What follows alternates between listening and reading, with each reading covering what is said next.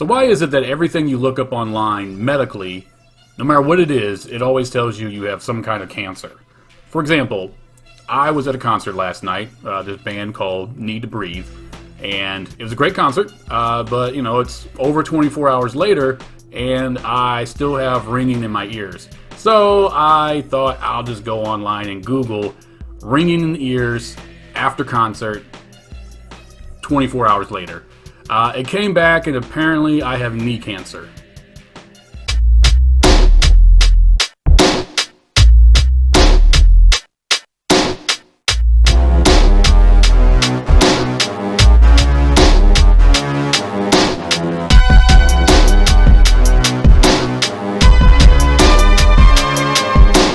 So with the recent release of the new Candyman film, which is actually based on a short story called The Forbidden by Clive Barker, I thought, let's go revisit where this all started for Clive Barker as far as his filmography. And I thought no place better than to start with Hellraiser.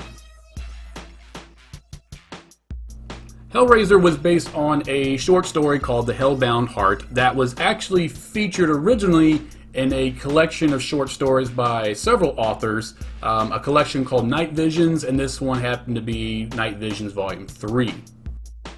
There were two previous films that were based on works by Clive Barker, but Clive Barker himself didn't have anything to do with the films, and they were terrible, terrible films. Well, Rawhead Rex is probably one of those that it's so bad it's good because you can just laugh at the creature effects through the entire film and enjoy yourself. But the other one, Transfusion, I don't know, that's probably not even the correct title right now anyways. It's changed titles so many times. It's one of those type of movies. Yeah, both those movies are just straight up, that movie's just straight up garbage. And with those movies being such a terrible representation of his artistic work, he decided that he would make a film himself based on one of his artistic writings. So he chose The Hellbound Heart. Technically this is his, I guess, major studio debut as a director. He had done 2 short films prior to that, like way before he was even known as an author, so several years ago. So he had a little bit of experience with directing, but not much at all. The company that he made the film for, being that he was technically a first-time director, didn't really have a lot of hope in what he was doing. So he was given only a $1 million budget, which for a horror film, especially one with all the special effects that require, is a very tiny budget. But they were able to save a lot of money with doing practical effects, which is always better in horror films, I believe anyways. And when you watch the film and you see all the stuff they created, and on the budget that they created on, it's absolutely amazing what he was able to do. So the production of this film was treated almost like an independent film. All the actors and actresses in here, for the most part, were people that he had known personally and that he had worked with on stage shows. Doug Bradley, for example, who plays the character Pinhead, he was actually in the 2 independent short films that Clive Barker had made years ago. Of course, to make the most of the budget that he was working with, they shot this very quickly, and they only shot in a few locations just to keep the costs down. So the film was released September 9th, 1987. It did make $15 million at the box office. And with the budget only being $1 million, $15 million in gross is actually pretty good. But you have to remember that back in the 80s and like into the early 90s, like horror films did not do massively well in theaters. Like $15 to $20 million in the theater for a horror film was kind of normal. They made their money on video because VHS was huge in the horror genre, and that's where they would make sometimes 2 to 3 times more in video sales than what they did in the theater. And that's exactly what this film did. This film gained a massive cult following because of all the sales on video and all the rental sales. And because of this popularity, 2 things happened. One, the short story was based on The Hellbound Heart, was actually separated from that collection. It was released as its own novella, which novella is a fancy way of saying very short book. And then this also spawned several sequels.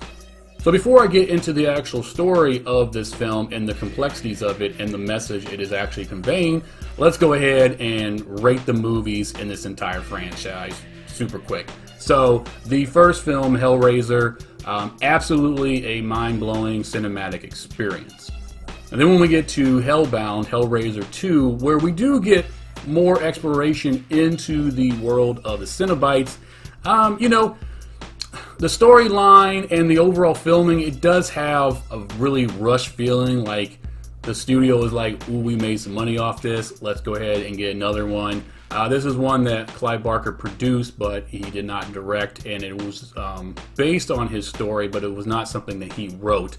This one, it was a good movie. It was still a good movie, so that's my rating for that one. And then we get to Hellraiser 3, Hell on Earth. On this one, we're bringing Pinhead basically into the world. It's kind of like what they did with Freddy Krueger in Nightmare on Elm Street 2, where he comes into the world. He's no longer in the dream world.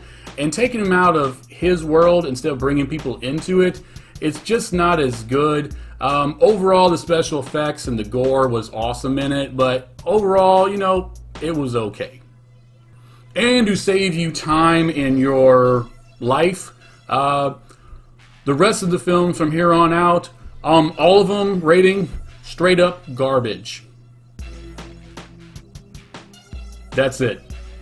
Straight up garbage. Don't waste your time. Please, I beg of you, do not waste your time with the rest of these films. So to give you a brief summary of the plot of this film, it starts off with a sexual deviant, is probably the best way I can explain it, a gentleman named Frank. Frank has gone all over the world and has slept with everything. He has tried everything sexual, and he hears of a puzzle box that if you can solve it, it will send you to a magical world of pleasure unlike you've ever seen or felt before. And him being so addicted to pleasure, he's like, I gotta go find this. So he goes to Morocco and finds it where it's being sold and just throws a big old wad of money at the dude and takes it. He then flies back to his family home, which is now vacant, and he goes up to the attic, gets some little candle seance thing going on, and starts to play with the box to solve the puzzle. Once he does, chains come right out of it and start ripping him apart. We do get brief images of these beings known as the Cenobites, which we will see much more later on in the film, and they basically pick up the pieces of Frank.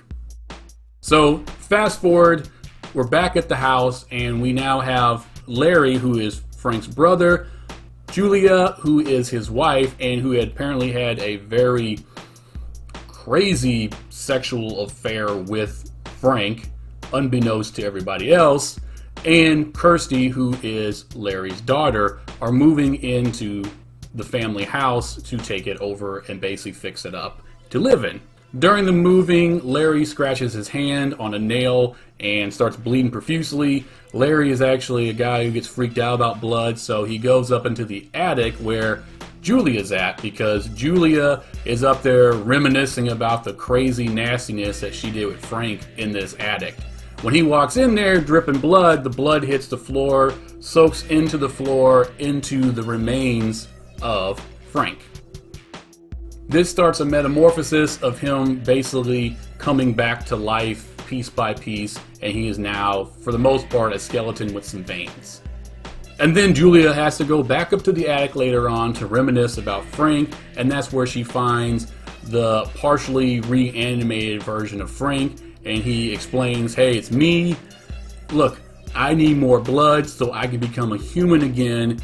Apparently this dude's got mad game, because even as a half regenerated human of just skeleton and veins, he's able to convince Julia, hey, remember all them good times we had? We can have some more of those, but what you gotta do is this. You gotta go get me some more blood. I need blood so I can regenerate. While he's explaining this to her, this plan, he talks about the box, which he shows her, and about how he went to the Cenobites and they basically ripped him to shreds because they don't know the difference between pain and pleasure. It's the same thing to them.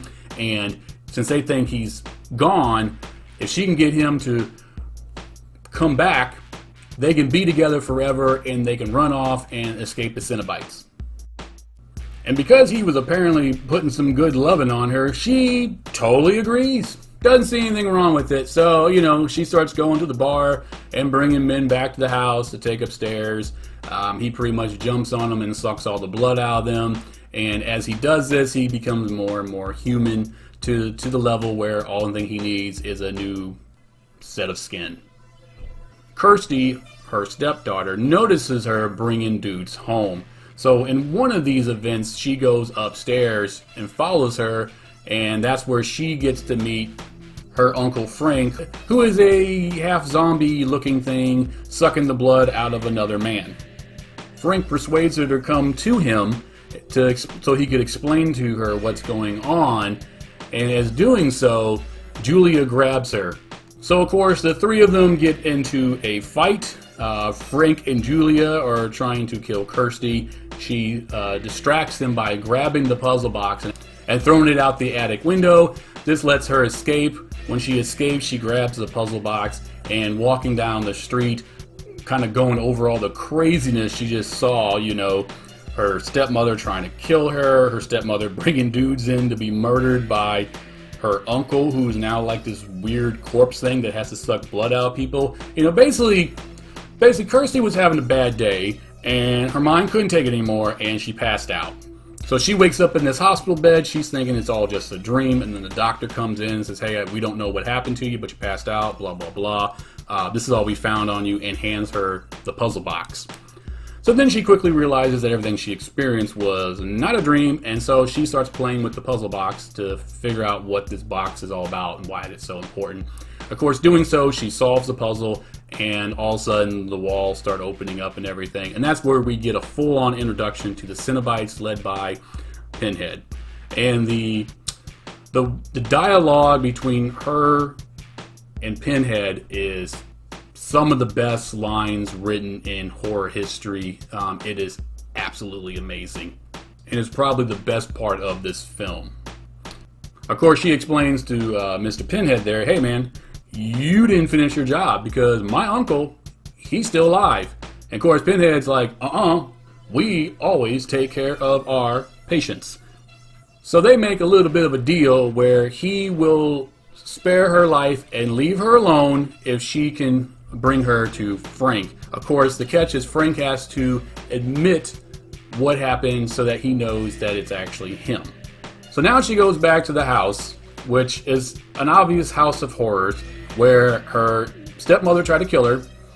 Her uncle is now a blood-sucking zombie-type creature, and now she has to convince some demons that her uncle is one of their patients and they didn't finish the job. And while doing all this, guess what?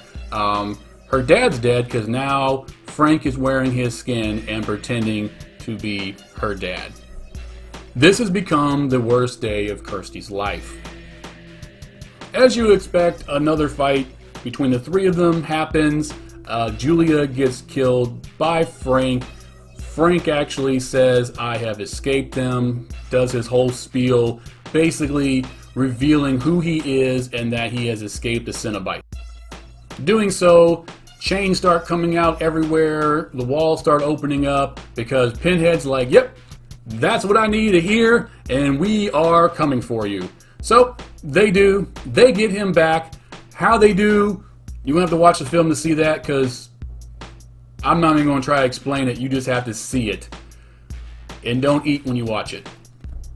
So then we cut to Kirsty, who has escaped, walking down the streets of the city with her boyfriend. She realizes she has the puzzle box on her. She takes the puzzle box and she throws it into a nearby fire so it can be destroyed. Then the next thing that happens, the twist, I will not tell you. You have to watch the film to see that.